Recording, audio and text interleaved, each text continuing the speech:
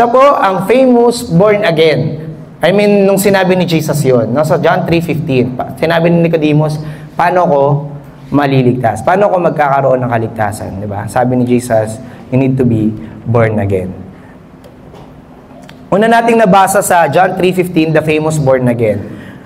Makikita natin si Nicodemus is a Pharisee, a teacher, and a ruler among Jews. He acknowledged na si Jesus ay may unique ability and authority na manggagaling lamang sa Diyos. Sa John chapter 3, makikita natin, pumunta si John gabi.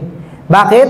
Kasi ayaw niyang makita siya na pupunta kay Jesus. Again, he is a secret follower of Jesus, struggling with doubt or has a shallow faith despite identifying as a believer. Ang tawag po sa kanya is unbeliever-believer. May mga ganun po ba dito na unbeliever-believer?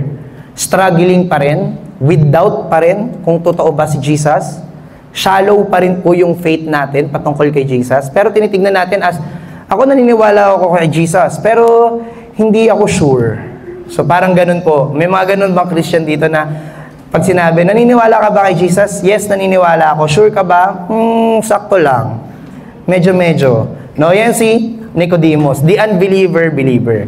Tapos pagdating po sa chapter 7, 37 to 35, pinakilala si Nicodemus again. Nakita ulit si Nicodemus. Ayun na yung gustong papatay na siya ng mga council, ng mga Pharisees.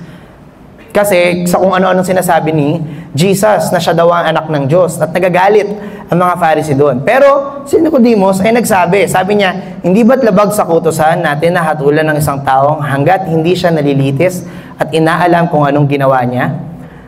So medyo nag-oppose ng konti si Nicodemus. Hindi sinabi ni John kung si Nicodemus ba talaga ay gustong protektahan si Jesus, pero ang malinaw, pagdating ng verse 52 po, doon sa John chapter 7, ay minak siya at saka dinismiss ng mga fellow Pharisees niya.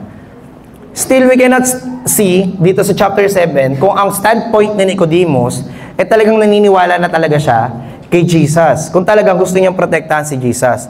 Until John chapter 19. Nagdala si Nicodemus ng 75 pounds or 35 kilo ng pabango na gawa sa pinaghalong mira at aloe. At sabi po nila, yung ganitong kalaking pabango ng that time is extravagant. So, ibig sabihin, enough na yon para sa royalty, para sa hari, sa burol ng hari. So, ganun, ibinigay ni Nicodemus.